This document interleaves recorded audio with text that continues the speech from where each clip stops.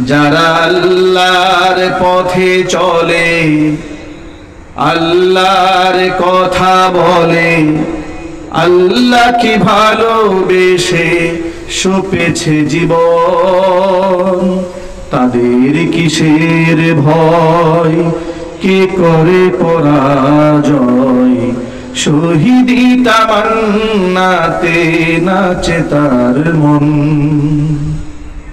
যারা আল্লাহর পথে চলে, আল্লাহর কথা বলে, আল্লাহকে ভালোবেসে সপেছে জীবন, তাদের কিসের ভয়, কে করে পরাজয়, শহীদি তামান্নাতে নাচে তার মন।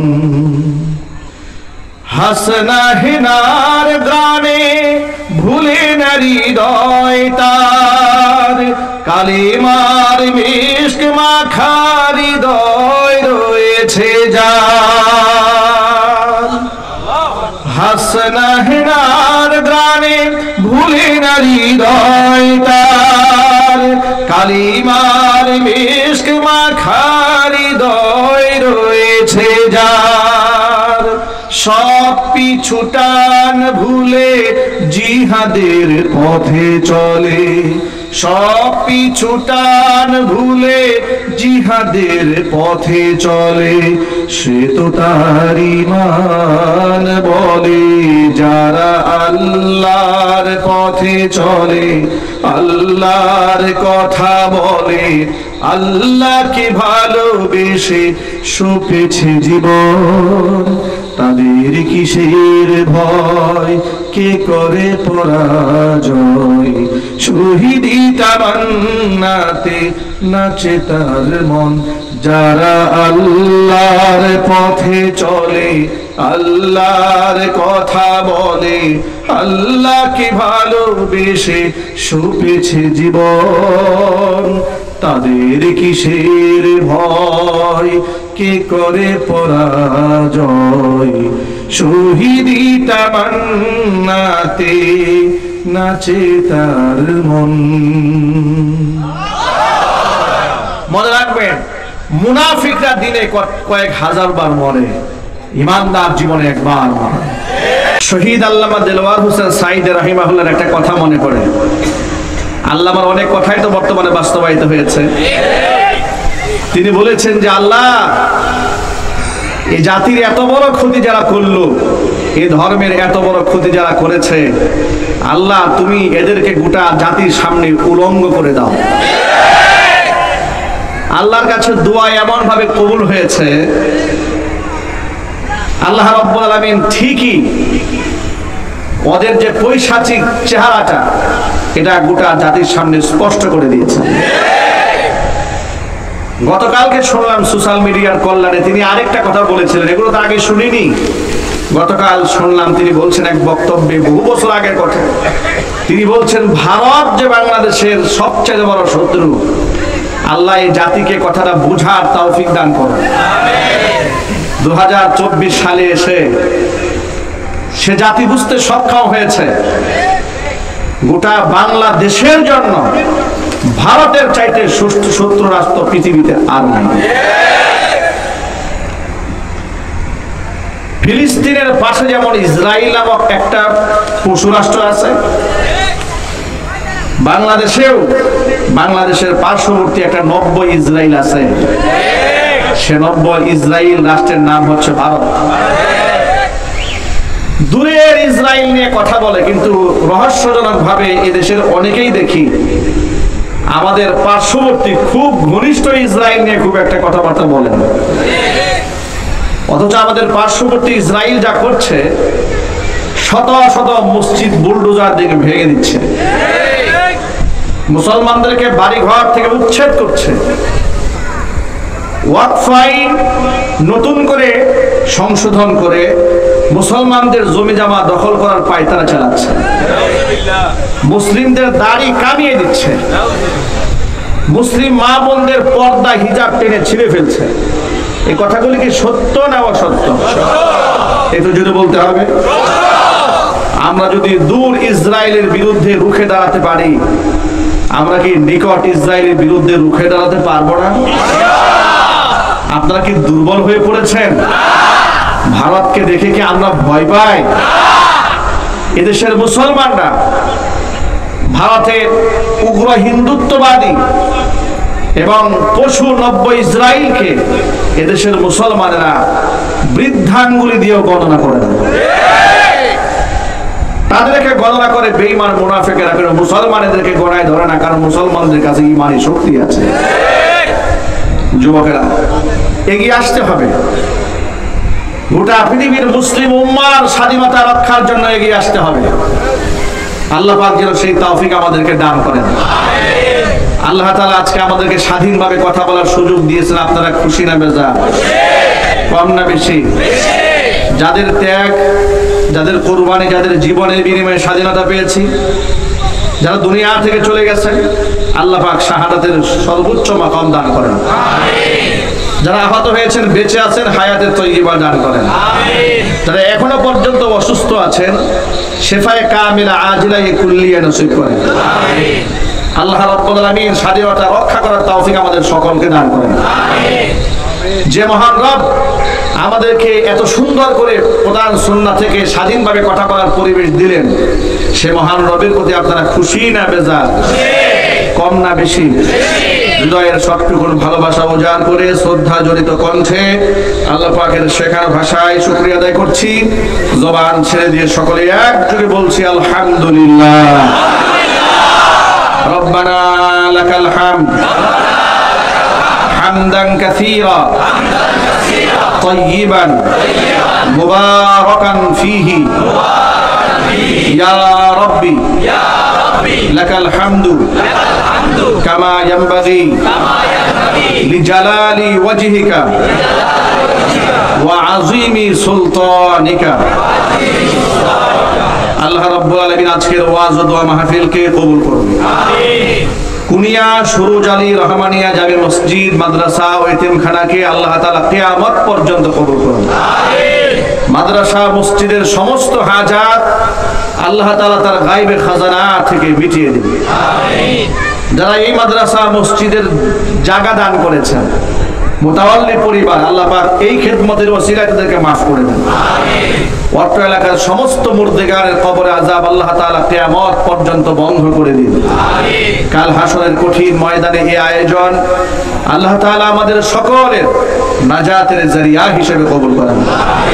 বন্ধুগণ, আজকে আমরা আপনাদের সামনে এমন একটি বিষয় নিয়ে কথা বলবো, যে বিষয়টি নিয়ে বিগত বছরগুলোতে আমরা স্বাধীনভাবে কথা বলতে পারিনি। বিগত বছরগুলোতে ওয়াজ মাহফিল, নামাজের ফজিলতের ওয়াজ হয়েছে, রোজার কথা হয়েছে, হজ যাকাতের কথা হয়েছে, আনুষঙ্গিক দান, সদকা, এতিমখানা, মসজিদ, মাদ্রাসা, অনেক কিছু নিয়ে কথা হয়েছে। শুধু স্বাধীনভাবে কথা বলা হয়নি আল্লাহর পথে জিহাদ নিয়ে। কারণ এই জিহাদ শব্দটার মধ্যে স্বৈরাচারী এবং তাদের দূষরেরা 144 ধারা দিয়ে দিয়েছিল। জিহাদ শব্দ যদি কোনো খতিব সাহেব উচ্চারণ করেছে, তাকে উগ্রবাদ বলে তার বিরুদ্ধে মামলা দিয়েছে। কোন লেখক যদি তার বইয়ের মধ্যে জিহাদ সংক্রান্ত কোন ঘটনা লিখেছে, তাহলে তার বিরুদ্ধেই জঙ্গিবাদের মামলা দিয়ে দিয়েছে।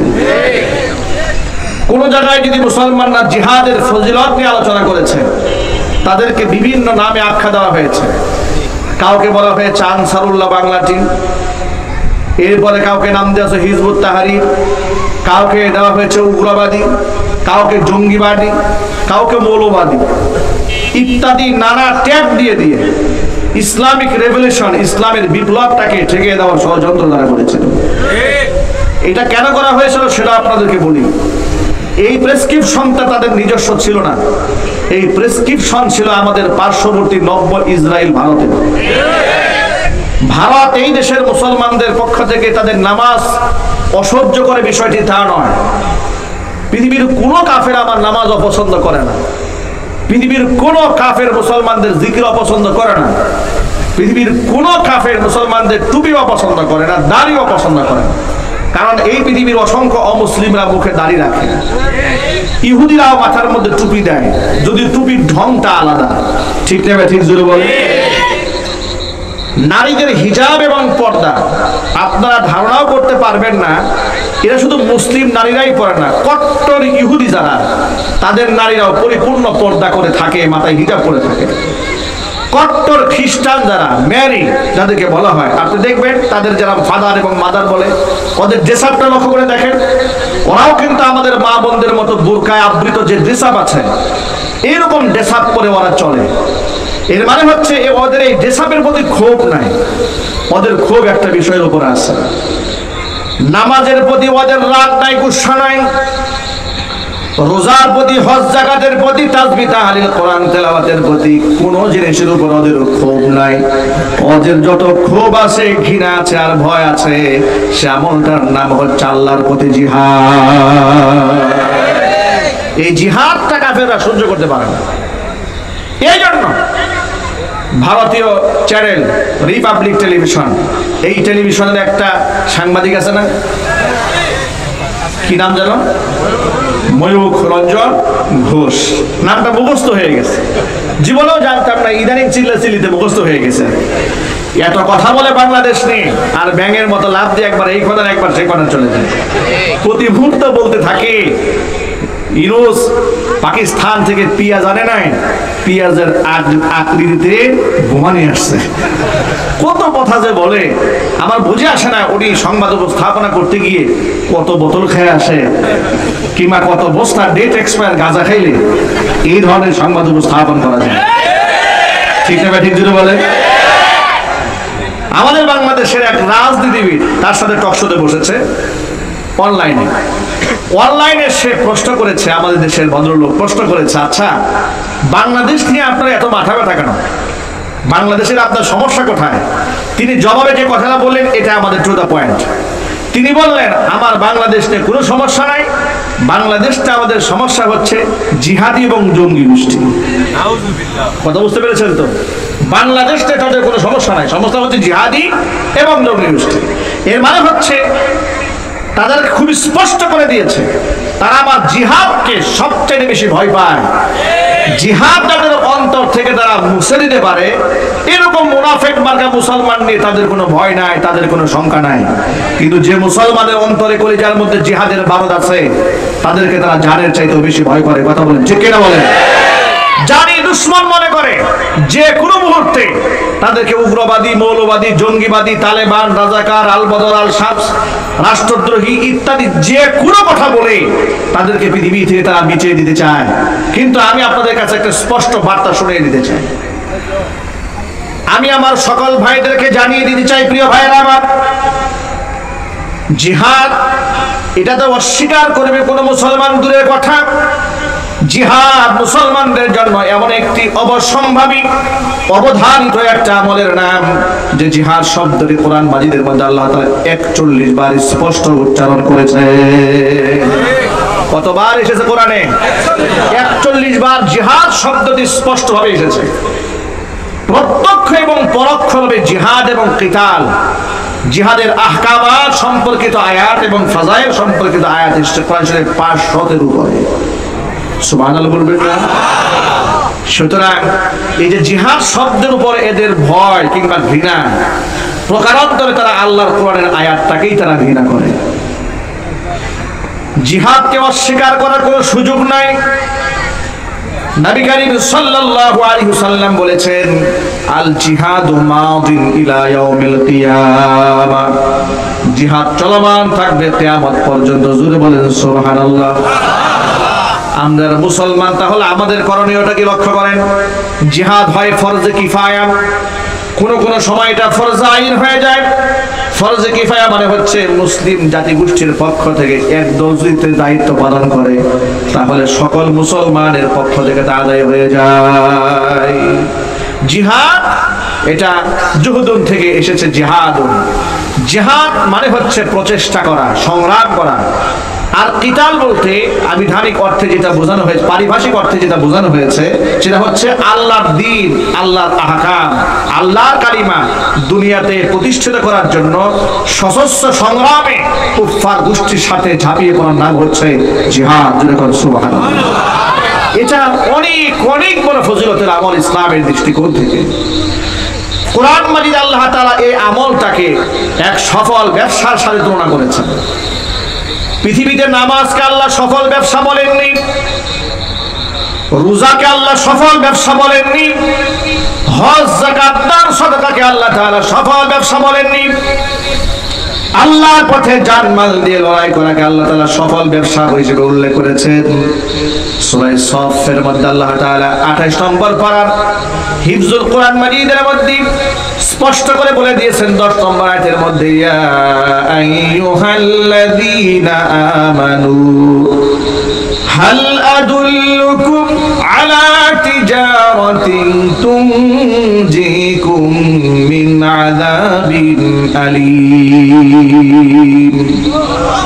ওই ইমানদাররা, হাল আদুল্লুকুম, আমি কি তোমাদেরকে বলে দেব না, আলা তিজারাতিন, এমন একটা বাণিজ্যের কথা, তুনজিকুম মিন আযাবিন আলীম, যে ব্যবসা তোমাদেরকে যন্ত্রণাদায়ক শাস্তি থেকে রক্ষা করবে।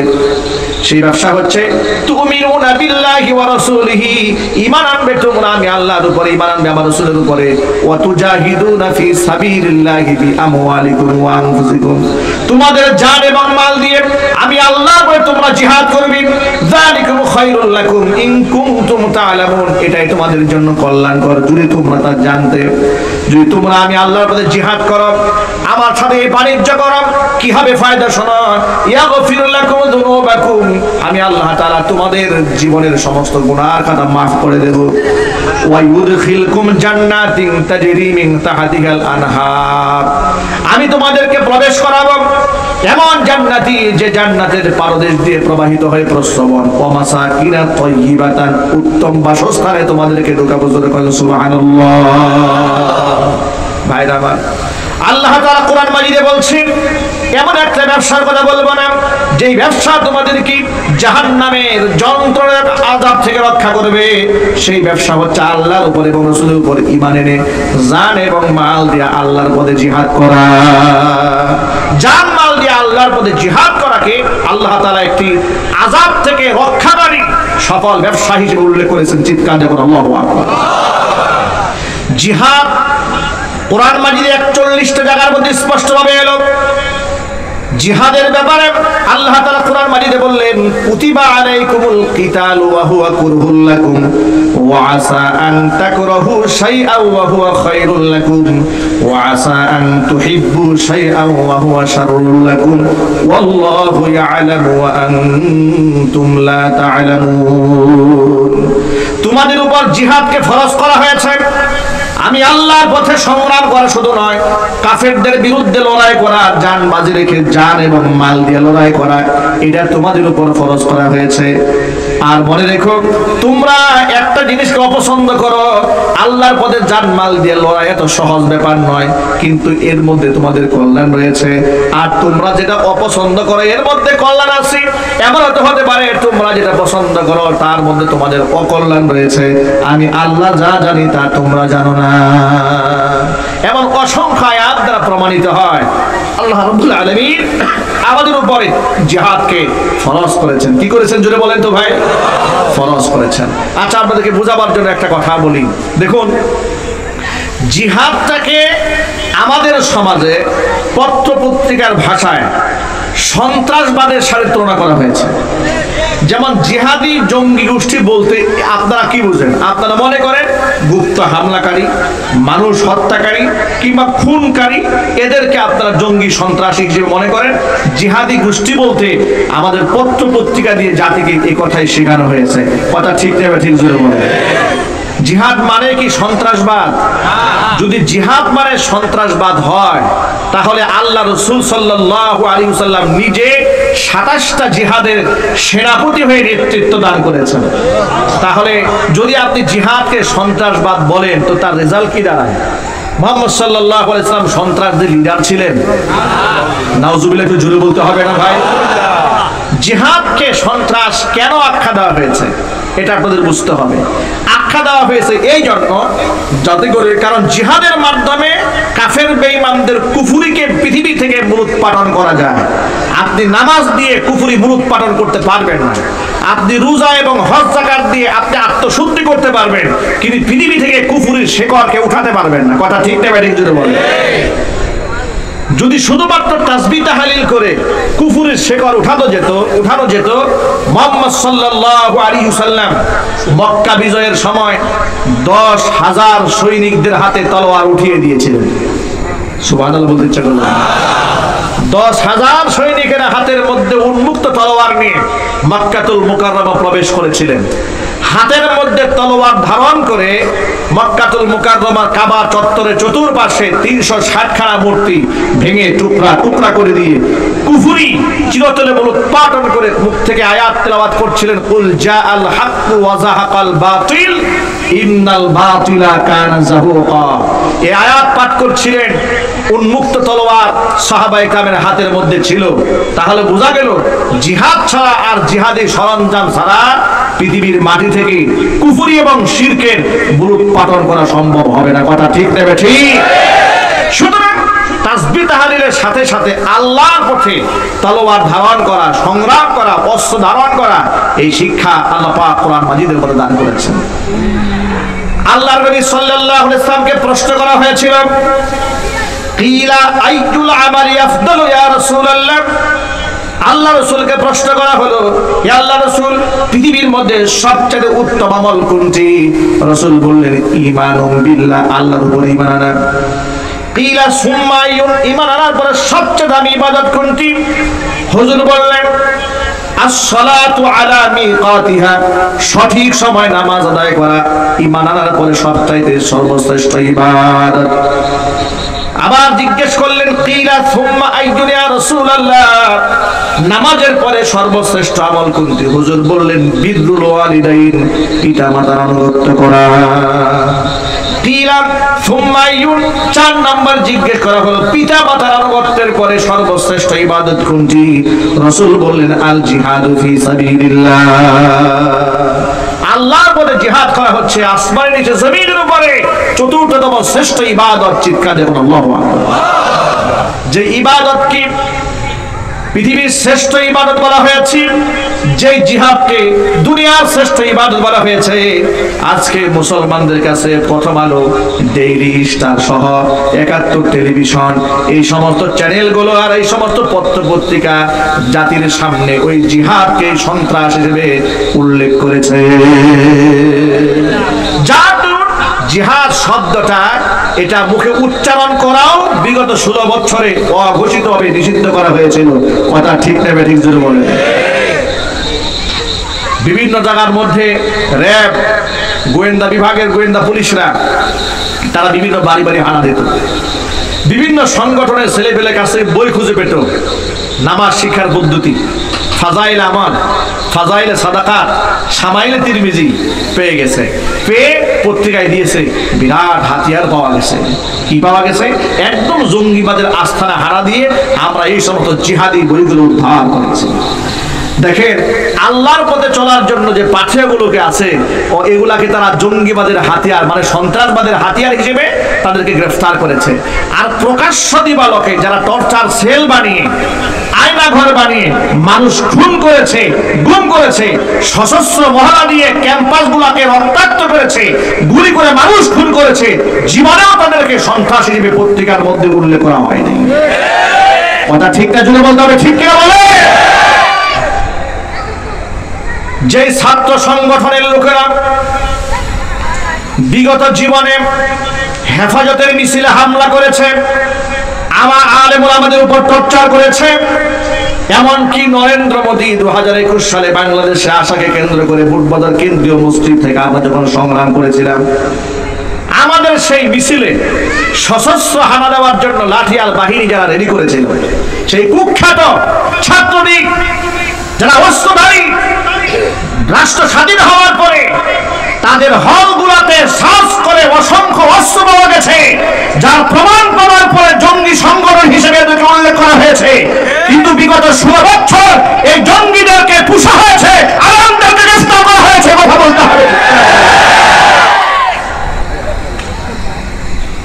দেখলাম তারা বিভিন্ন জায়গাতে মাথা চারা দেওয়ার জন্য চেষ্টা করছে। আজকেও তারা ঢাকা শহরে ঝটিকা মিছিল করেছে। অন্তর্বর্তীকালীন সরকারকে বলছি, সন্ত্রাসী এবং গুন্ডাদের ব্যাপারে আপনি নমনীয় হবেন না, জনপ্রিয়তা হারাবেন। কথা ঠিক না ব্যাঠিক জুড়ে বলেন। প্রশাসনকে বলছি, আপনারা জঙ্গি সংগঠনের বিরুদ্ধে বিগত জীবনে মোটামুটি সচ্ছল হয়েছেন, আপনাদেরকে আরো স্ট্রং ভূমিকা পালন করতে হবে। আপনারা ওই অপেক্ষায় থাকবেন না যে আপা তো আমাদেরকে র্যাঙ্ক দিয়েছে, আবার আপা এসে চ্যাংদোলা করে আমাদের মাথায় উঠাবে, এটা বুকার স্বর্গে বসবাস করবেন। আপার কথা ভুলে যান, আপার অধ্যায় পৃথিবী থেকে শেষ হয়ে গেছে। কথা ঠিক কিনা বলেন? আপার অধ্যায় পৃথিবী থেকে শেষ হয়েছে ঠিক সেভাবে ফেরাউনের অধ্যায় শেষ হয়েছে যেভাবে। শুধু আপার একটা পর্ব বাকি আছে। ফেরাউন পানিতে চুক্তি খেয়ে বলেছে, আর আপা ফাঁসির কাষ্ঠে ঝুলে মরতে হবে। এই পর্বটা বাকি আছে। সুতরাং রাষ্ট্রের জন্য কাজ করেন, দেশের জন্য কাজ করেন। সন্ত্রাসীদের বিরুদ্ধে আমাদের মজবুত থাকতে হবে। আমরা বিভিন্ন দলে বিভক্ত হলেও স্বাধীনতা, সার্বভৌমত্ব এবং জুলাই আগস্টের খুনি যারা, তাদের বিচারের দাবিতে আমরা কিন্তু সব একমত। জুলাই আগস্টের খুনিদের বিচার এই মাটিতে হোক, এটা আপনারা চান না? আলেমদেরকে যারা খুন করেছে, গুম করেছে, আইন নাগরিককে টর্চার করেছে, তাদের শাস্তি বাংলাদেশে হোক, এটা আপনারা চান না? যারা আমাদেরকে মসজিদ থেকে বিনা নোটিশে, বিনা অপরাধে তাড়িয়ে দিয়েছে, নামাজ পড়াতে দেয় না, তাদের বিচার আপনারা চান না? কারা কারা চান? কিন্তু হাত দেখতে চাচ্ছি, কারা কারা চান?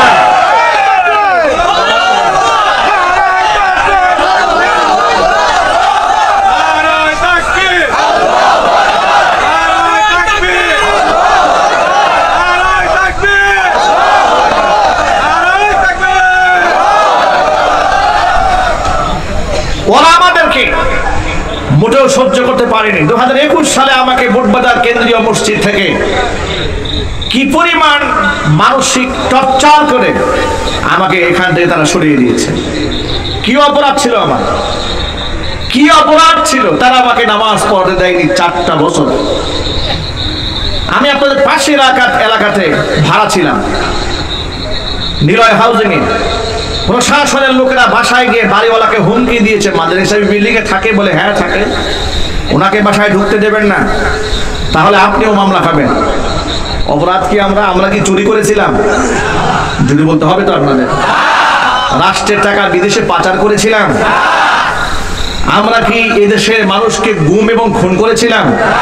রাষ্ট্রদ্রোহিতা করেছিলাম? একটা কাজ আমরা করেছিলাম, নরেন্দ্র মোদীর বিরোধিতা করেছিলাম।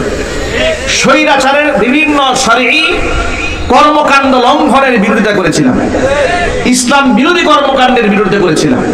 তারা আলেমদেরকে কোমরে রশি বেঁধে বেঁধে যখন আদালতে হাজির করত, হাতের মধ্যে যখন লোহার কড়া, হাত পায়ের মধ্যে লোহার ডান্ডা বেরিয়ে পড়ানোর দৃশ্যগুলো দেখতাম, হৃদয়ে রক্তক্ষরণ হতো। বরদাস্ত করতে না পেরে প্রতিবাদ করতাম। এগুলা ছিল আমাদের অপরাধ। এগুলাকেই তারা রাষ্ট্রদ্রোহিতা বানিয়ে নিয়েছিল। কিন্তু তারা ভুলেই গিয়েছিল, দিন তো আল্লাহর হাতে, যে কোনো মুহূর্তে রব দিনকে পরিবর্তন করে দিতে পারেন। সে ক্ষমতা আল্লাহর নাই? আর চিৎকার দিয়ে বলতে হবে নাই। টঙ্গী অঞ্চলে আমি কোনো মাহফিল করতে পারতাম না, কিন্তু আপনারা অনেকে জানতেন না আমি কেন মাহফিল করতে পারতাম না। 64 জেলাতে আমি প্রোগ্রাম করি, টঙ্গী অঞ্চলে মাহফিল করা যাচ্ছে না, আমাদের সাহেবের পারমিশন নাই। কেন পারমিশন নাই? মহানগরে অসংখ্য মাহফিল আবার বন্ধ করে দিয়েছে। আমি নাকি উস্কানিমূলক কথাবার্তা বলতাম। আমি বলি, আমি কাদের বিরুদ্ধে উস্কানি দিয়েছি? যারা নরেন্দ্র মোদীর সাথে আঘাত করে, নরেন্দ্র মোদীর সন্তুষ্টি কামনা করে রবের অসন্তুষ্টি নিয়েছে, যারা আলেম সমাজের বিরুদ্ধে মিথ্যা মামলা দিয়েছে, বছরের পর বছর আলেমদেরকে জেলখানায় আটকায় রেখেছে, আলেমদেরকে লোহা ডান্ডা বেরি পরিয়েছে, বুলেট প্রুফ জ্যাকেট পরিয়ে মানুষের সামনে বেইজ্জত করেছে, লাঞ্ছিত করেছে, অপমানিত করেছে, যারা তাদেরকে দেখেছি হিজাব পরা নারীদের পর্দা নিয়ে ষড়যন্ত্র করেছে, শাপলা চত্বরে গণহত্যা চালিয়েছে। কথা বলতে হবে, ঠিক নেবে ঠিক। তাদের বিরুদ্ধে আমরা কথা বলেছি। এই কথা বলাটা যদি অপরাধ হয়ে থাকে, আর এটার নাম যদি মৌলবাদ হয়, তাহলে আমরা গর্বের সাথে বলি আমরা মৌলবাদী। ঠিক কিনা যদি বলেন? রাষ্ট্রের টাকা দিয়ে তারা বিভিন্ন জায়গাতে রাস্তায় রাস্তায় মূর্তি ভাস্কর্য নামে বানাতে চেয়েছে, আমরা বিরোধিতা করেছি। আমাদেরকে জাতির পিতার বিরোধী বলেছে, আমাদেরকে বঙ্গবন্ধু বিরোধী বলেছে, রাষ্ট্র বিরোধী বলেছে। 4,000 কোটি টাকা রাষ্ট্রের টাকা দিয়া মূর্তি বানিয়েছে, আনন্দ ভর্তি করেছে। সেই দেশে, যে দেশে রমজান মাসে ইফতার করতে দেয় নাই, তারা খেজুরের পরিবর্তে বড়ই খাওয়ার পরামর্শ দিয়েছে। কথা ঠিক না ঠিক জোরে বলে? যারা আমাদেরকে খেজুরের পরিবর্তে বড়ই খেতে বলে, বেগুনির পরিবর্তে পেপিনি খেতে বলে, গোস্তের পরিবর্তে আমাদেরকে কাঁঠাল দিয়ে বার্গার খেতে বলে, এরকম পরামর্শ আমাদেরকে দিয়েছে। রমজান মাসে ঢাকা বিশ্ববিদ্যালয়ে ইফতার পার্টি বন্ধ করেছে, কিন্তু হোলি উৎসব বন্ধ করে নাই। গোটা দেশের মধ্যে ইফতার পার্টি বন্ধ করে দিয়েছে, টাকার অপচয় হবে কথা বলে। অথচ 28 লক্ষ কোটি টাকা দেশ থেকে বিদেশে পাচার করে চুরি করে নিয়ে গেছে। প্রিয় ভাইরা, রাষ্ট্রের এত বড় ক্ষতি যারা করেছে, তাদের বিচার নিশ্চিত হওয়ার আগ পর্যন্ত গোটা বাংলাদেশের মুসলমানদের সাথে তাদের কোনো আঘাত হতে পারে না। যারা আঘাত করবে, গোটা জাতি তাদেরকে আপার কাছে পাঠিয়ে দেবে। আপা গেছে যে পথে, আঘাতকারীরা যাবে সে পথে। আপনারা কি এতে রাজি আছেন? মন থেকে কারা কারা রাজি আছেন? এবার তো হাত দেখতে চাচ্ছেন। মাশাআল্লাহ, মনে থাকবে তো কথা? আল্লাহ পাক কবুল করেন, জোরে বলেন আমিন। ভাইরা আমার, মূল কথায় ফিরে আসি। জিহাদ শব্দটা আমাদেরকে বলতে দেয়নি, অথচ জিহাদ আল্লাহ তাআলা ফরজ করে দিয়েছেন। আল্লাহর পথে যদি কেউ জিহাদ না করে, তার পরিণতি কি হবে শোনেন। বুখারী শরীফের হাদিসের মধ্যে এসেছে, কিতাবুল মাগাজি অধ্যায়ে আল্লাহর হাবিব সাল্লাল্লাহু আলাইহি ওয়াসাল্লাম বলেছেন, মান মাতা, যে ব্যক্তি মারা গেল এমন অবস্থায়, ওয়ালাম ইয়াগুজু, যে জীবনে জিহাদ করে নাই, ওয়ালাম ইউজাবিজ গাজিয়ান, কোন মুজাহিদকে সামারাও জুগিয়ে দেয়নি, সাহায্য করেনি, ওয়ালাম ইউহাদ্দিস বিহি নাফসাহু, মনে মনে আল্লাহর পথে জিহাদ করার সংকল্প করে নাই, মাতা আলা শুবাতিন মিনান নিফাক, ও মুসলমান হয়ে মরবে না, মুনাফিকদের দলভুক্ত হয়ে মারা যাবে। এবার আমি আপনাদেরকে প্রশ্ন করতে চাই, আমরা কি মুনাফিকদের দলভুক্ত হয়ে মরতে চাই? না, মুনাফিক হয়ে মরতে চাই না, ইমানদার হয়ে মরতে চায়। ইমানদার ব্যক্তি আল্লাহর পথে জিহাদ করবে, জিহাদের সুযোগ না পেলে মুজাহিদদেরকে সাহায্য করবে। সাহায্য যদি না করতে পারে, অন্তরে জিহাদ করার জন্য পরিকল্পনা আনতে হবে। জিহাদের পরিকল্পনা, আল্লাহর পথে শাহাদাতের তামান্না নিয়ে যদি কোনো ব্যক্তি ঘরে শুয়েও মারা যায়, মহান আল্লাহ রব্বুল আলামিন তাকে শহীদের মর্যাদা দান করে দিবেন। জোরে বলেন সুবহানাল্লাহ। 20 বছরের এক টকবগে নওজওয়ান, কুফরি হালাতের নাম ছিল আব্দুল উজ্জা।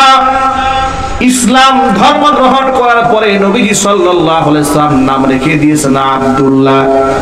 আব্দুল্লাহ জুলবিজাদাই, লম্বা ইতিহাস হয়েছে তার ব্যাপারে। আল্লাহর দ্বীনের জন্য কালিমা গ্রহণ করতে গিয়া ত্যাগ কুরবানি অনেক করেছেন, আল্লাহর পথে সব বিলিয়ে দিয়েছেন, তারপরও দিল ঠান্ডা হয় নাই। তাবুক যুদ্ধে আল্লাহর নবীর সাথে তিনি শামিল হয়েছেন। জিহাদের ময়দানে গিয়ে হুজুরের কাছে আবেদন জানালেন, টকবগে নওজওয়ান, ইয়া রাসূলুল্লাহ, ইয়া হাবিবাল্লাহ, আপনি আল্লাহর কাছে আমার জন্য দোয়া করেন, আল্লাহ পাক যেন এই জিহাদে আমাকে শহীদ হিসেবে কবুল করে নেন। নবীজি সাল্লাল্লাহু আলাইহি ওয়াসাল্লাম কাঁচা গাছের একটা ছাল দিয়ে এই আব্দুল্লাহ জুলবিজাদাইনের বাজুর মধ্যে নিজ হাতে বেঁধে দিলেন, আল্লাহকে বললেন, রব্বুল আলামিন, আমি আব্দুল্লাহ রক্ত কাফেরদের জন্য হারাম বানায় দিলাম। হযরত আব্দুল্লাহ জুলবিজাদাইন চোখের পানি ছেড়ে কান্নায় ভেঙে পড়লেন, ইয়া রাসূলুল্লাহ, আমি চাইলাম শাহাদাতের মৃত্যু, আর আপনি আমার জন্য দোয়া করলেন কাফের বেঈমান যেন আমাকে টাচ করতে না পারে। নবীজি বলেন, আব্দুল্লাহ রে শোনো, তোমার অন্তরে আল্লাহর পথে শহীদ হওয়ার যে তামান্না আমি লক্ষ্য করেছি, ওই তামান্না নিয়ে জ্বরে আক্রান্ত হয়েও যদি তুমি মারা যাও, আল্লাহ পাক তোমাকে শাহাদাতের মর্যাদা দিয়ে দিবে। ঠিক তাই হলো। তাবুকের ময়দানে আব্দুল্লাহ জুলবিজাদাইন রাদিয়াল্লাহু তাআলা আনহু মারাত্মক জ্বরে আক্রান্ত হয়ে গেলেন এবং সেই জ্বরেই তার ইন্তেকাল হয়ে গেল। ইন্তেকাল হয়ে যাওয়ার পরে সাহাবায়ে কেরাম ফিরে আসলেন, দৌড়ে আসেন রাসূলের কাছে, এসে বললেন নবীজি আপনার সেই সাহাবী হযরত আব্দুল্লাহ যুলবিজাদাইন জ্বরে আক্রান্ত ইন্তেকাল করেছেন। নবীজি সাল্লাল্লাহু আলাইহি ওয়াসাল্লাম তার জানাজার জন্য প্রস্তুতি গ্রহণ করলেন। তাকে গোসল দেওয়ানো হলো জিহাদের ময়দানে রাতের বেলাতে। গোসল দিয়ে দেওয়ার পরে নবীজি সাল্লাল্লাহু আলাইহি ওয়াসাল্লাম সাহাবীদেরকে কবর খনন করতে বললেন। কবর খনন করা হলো। নবীজি সাল্লাল্লাহু আলাইহি ওয়াসাল্লাম নিজে কবরের মধ্যে নামলেন। কবরে নেমে আবু বকর আর উমরকে ডেকে বলছেন, আবু বকর উমর লাশের সাথে যেন বিয়াদবি না হয়ে যায়, আমার হাতে লাশটা দাও। নবীজি আব্দুল্লাহ যুলবিজাদাইনের লাশটা নিজ হাতে ধারণ করলেন, কবরের মধ্যে রাখলেন, মাটির কার্যক্রম সম্পাদন করলেন। এরপরে আল্লাহর কাছে হাত তুলে বলছেন, আল্লাহুম্মা ইন্নী আমসাইতু আনহু রাদিয়ান ফারদা আনহু। আল্লাহ তাআলা আজকে এই সন্ধ্যা পর্যন্ত আব্দুল্লাহ যুলবিজাদাইনের প্রতি আমি নবীজি সন্তুষ্ট ছিলাম, রব্বুল আলামিন তুমি তার প্রতি সন্তুষ্ট হয়ে যাও। আব্দুল্লাহ ইবনে মাসউদ রাদিয়াল্লাহু তাআলা আনহু বর্ণনাকারী, তিনি বলেন জীবনে কোনদিন মৃত্যুর জন্য আমার আফসোস হয় নাই, কিন্তু ওই দিন আমি মৃত্যুর জন্য আফসোস করেছিলাম। আরে তার নামটাও আব্দুল্লাহ, আমার নামও আব্দুল্লাহ। এই জায়গায় যদি আজকে আব্দুল্লাহ যুলবিজাদাইনের লাশটা না হয়ে আমি আব্দুল্লাহ ইবনে মাসউদের লাশ হতো, জীবনটা আমার ধন্য হয়ে যেত। কারণ নবীজি বলেছেন সন্ধ্যা পর্যন্ত আমি তার উপর সন্তুষ্ট ছিলাম, রব্বুল আলামিন তুমি তার প্রতি সন্তুষ্ট হয়ে যাও। কত বড় পাওনা ও যুবক ভাইরা আমার, এই কথার মাধ্যমে আমি শুধু এই সবকটা দিতে চেয়েছি, শহীদ তামান্না যদি অন্তরের মধ্যে থাকে, বিছানায় শুয়েও যদি আপনি মারা যান, ভারতেও যেতে হয় নাই, আপনার ফিলিস্তিন যাওয়ার সুযোগ হয় নাই, গাজাবাসীর পক্ষে দাঁড়িয়ে আপনি হয়তো রাজপথে স্লোগান দিয়েছেন, জিহাদের ময়দানে কুফফারদের সাথে লড়ার মতো সুযোগ হয় নাই, কিন্তু আমরা স্পষ্ট বার্তা দিয়ে দিই, যদি পৃথিবীর মুসলমানদের পক্ষে সশস্ত্র লড়াইয়ে আহ্বান আসে, আল্লাহর কসম করে বলি সেই আহ্বানে আমরা সকলের আগে রাজপথে ঝাঁপিয়ে পড়ব। যুবকেরা কি রাজি আছে? যদি বলতে হবে রাজি আছে, আল্লাহ যেন কবুল করে, জোরে কোন আমিন, আর জোরে কোন আমিন। অন্তরের মধ্যে তামান্না রাখেন, আল্লাহ পাক শহীদের মর্যাদা দান করে দেবেন ইনশাআল্লাহ। আল্লাহ যেন কবুল করে, জোরে কোন আমিন। খালিদ বিন ওয়ালিদ রাদিয়াল্লাহু তাআলা আনহু বিখ্যাত সাহাবী, খালিদ সাইফুল্লাহ উপাধি যার। খালিদ বিন ওয়ালিদ ইসলামের এক অপরাজেয় সেনাপতি। পৃথিবীর কোন যুদ্ধে ইসলাম ধর্ম গ্রহণ করার পরে তিনি পরাজিত হন নাই। তার নাম খালিদ বিন ওয়ালিদ রাদিয়াল্লাহু তাআলা আনহু। বুড়ো বয়সে বার্ধক্যজনিত রোগে আক্রান্ত হয়ে বিছানায় কাতরাচ্ছেন, জীবনের শেষ সায়ান্নে এসে চোখের পানি ছেলে কান্না করেন। বিবি ডেকে বলে, মা ইউবকিকা, কেন কান্না করেন? এবার প্রিয়তমা স্ত্রীকে ডেকে খালিদ বিন ওয়ালিদ বলছে, প্রিয়তমা স্ত্রী, আমার পায়ের পাতা থেকে শুরু করে মাথার তালু পর্যন্ত গোটা দেহটা চেক করে বলো তো, আমার দেহের এমন একটা অঙ্গ প্রত্যঙ্গ বাকি আছে নাকি যে অঙ্গের মধ্যে আঘাতের চিহ্ন নাই? স্ত্রী গোটা দেহ চেক দিয়া বলে, প্রাণের স্বামী আমার, আপনার দেহের একটা অঙ্গ প্রত্যঙ্গ বাকি নাই যেখানে আঘাতের চিহ্ন নাই। এবার তিনি চোখের পানি ছেড়ে বললেন, শোনো, জিহাদের ময়দানে যেখানে শুনতাম যে মুসলমানরা বেশি শহীদ হচ্ছে, তলোয়ার নিয়ে আল্লাহু আকবার বলে আমি সেখানে ঝাঁপিয়ে পড়তাম। মনের মধ্যে স্বপ্ন দেখতাম আল্লাহ যেন সেখানে আমাকে শহীদ করে দেন, কিন্তু আমার তলোয়ারের সামনে কোনো কাফেররা টিকতো না। আজকে আমি শহীদ হওয়ার তামান্না নিয়ে সারাটা জীবন ভর কান্না করলাম আর ঝাঁপিয়ে পড়লাম, রক্তাক্ত হলাম, কত বিক্ষত হলাম, কিন্তু আল্লাহ পাক আমার শাহাদাত মঞ্জুর করেন নাই।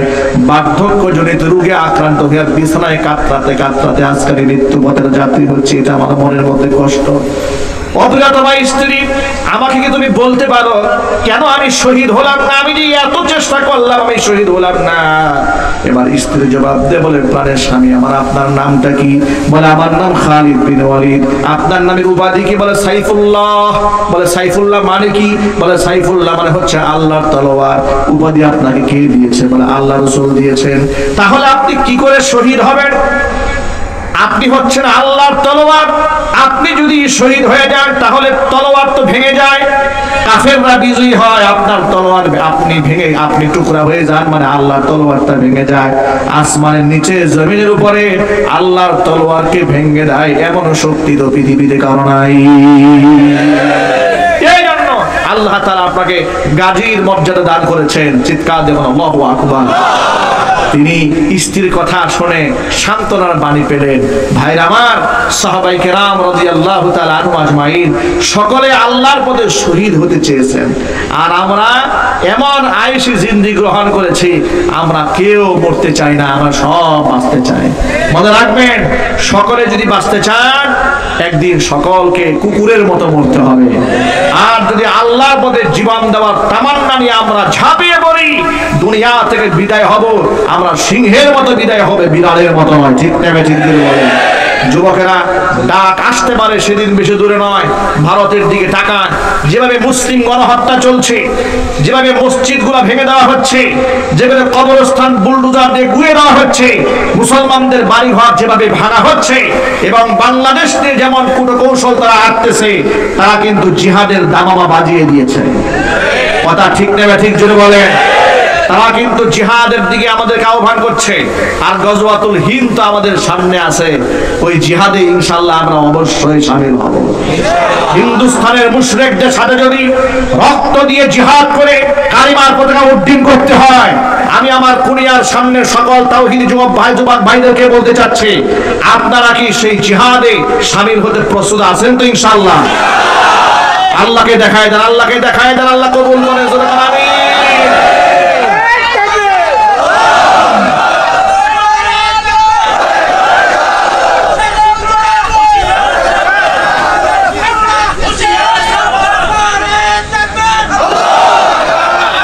আল্লাহর পথে যারা চলে তাদের কোনো ভয় আছে?